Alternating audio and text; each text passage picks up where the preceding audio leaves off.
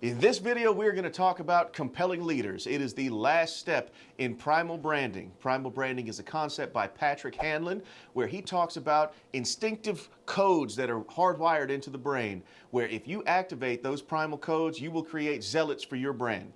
Compelling leader, congratulations, that's you. If you have taken the time to put into place the 7 steps before it, compelling leader is you. Examples might include Elon Musk, Jeff Bezos, Bill Gates, Steve Jobs. These are people who forged a path and created a group, a legion, a family for people to be a part of as they partake in the products, the services, and being a part of the followers and the fan base of a product or service.